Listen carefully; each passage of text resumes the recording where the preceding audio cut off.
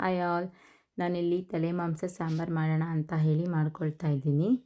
ಮೊದಲಿಗೆ ಕುಕ್ಕರ್ ಬಿಸಿಗಿಟ್ಟು ಇಲ್ಲಿ ಪೇಸ್ಟ್ ಮಾಡ್ಕೊಳ್ಳೋದಕ್ಕೆ ಅಂತ ಹೇಳಿ 2 ಗೆಡ್ಡೆ ಈರುಳ್ಳಿ, 1 ಹಿಡಿಯಷ್ಟು ಬೆಳ್ಳುಳ್ಳಿ ತೊಗೊಂಡಿದ್ದೀನಿ. ಮಟನ್ ಬಂದು 1.5 kgಗೆ ಸ್ವಲ್ಪ ಜಾಸ್ತಿ ಇದೆ. ಅದನ್ನು ಪೇಸ್ಟ್ ಮಾಡಿಕೊಂಡು ಕುಕ್ಕರಲ್ಲಿ ಹಾಕ್ಕೊಳ್ತಾ ಇದ್ದೀನಿ. ಅದನ್ನು ಚೆನ್ನಾಗಿ ಹಸಿ ವಾಸನೆ ಹೋಗೋ ತನಕ ಬಾಡಿಸ್ಕೋಬೇಕಾಗತ್ತೆ.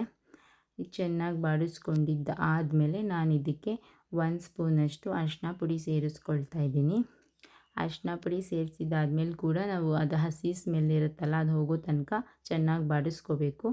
ಇದಾಗಿದೆ. ಇವಾಗ ಇದಕ್ಕೆ ನಾನು ಮಟನ್ ಸೇರಿಸ್ಕೊಳ್ತಾ ಇದ್ದೀನಿ.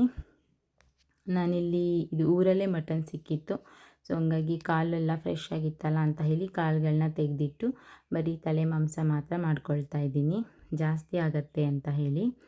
ಇವಾಗ ಇದನ್ನು ಹಾಕ್ಕೊಂಡು ತಿರುಗಿಸ್ಕೋಬೇಕು ಚೆನ್ನಾಗಿ. ಅರಿಶಿನ ಪುಡಿದು ಪೇಸ್ಟ್ ಎಲ್ಲ ಹೊಂದ್ಕೊಳ್ಳೋ ಥರ ತಿರುಗಿಸ್ಕೊಂಡು, ರುಚಿಗೆ ಎಷ್ಟು ಬೇಕೋ ಅಷ್ಟು ಉಪ್ಪು ಸೇರಿಸ್ಕೊಂಡು ಚೆನ್ನಾಗಿ ತಿರುಗಿಸ್ಕೊಳ್ಳಿ.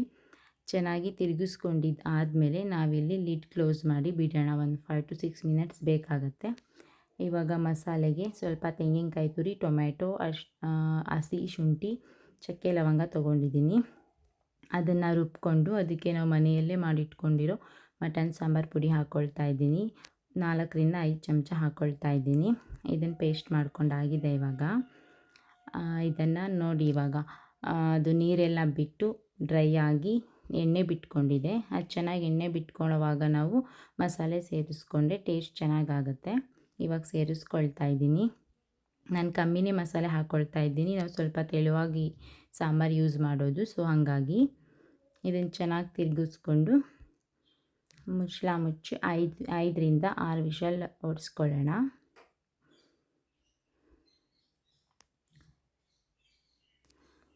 ಇದಾಗಿದೆ. ಇವಾಗ ಇದಾದಮೇಲೆ ಚೆನ್ನಾಗಿ ಕನ್ಸಿಸ್ಟೆನ್ಸಿ ನೋಡಿಕೊಂಡು ಅದಕ್ಕೆ ನಾನಿಲ್ಲಿ ಸಣ್ಣಗೆ ಹೆಚ್ಚಿಟ್ಕೊಂಡಿದ್ದೆ ಸಬ್ಬಕ್ಕಿ ಸೊಪ್ಪು ಸೇರಿಸ್ಕೊಳ್ತಾ ಇದ್ದೀನಿ. ಸಬ್ಬಕ್ಕಿ ಸೊಪ್ಪನ್ನ ಯಾವುದೇ ನಾನ್ ವೆಜ್ ಸಾಂಬಾರುಗಳಲ್ಲಿ ಸೇರಿಸ್ಕೊಂಡ್ರೆ ಟೇಸ್ಟ್ ಚೆನ್ನಾಗಿರುತ್ತೆ. ನೀವು ಒಂದು ಸಲ ಟ್ರೈ ಮಾಡಿ ನೋಡಿ. Thanks for watching.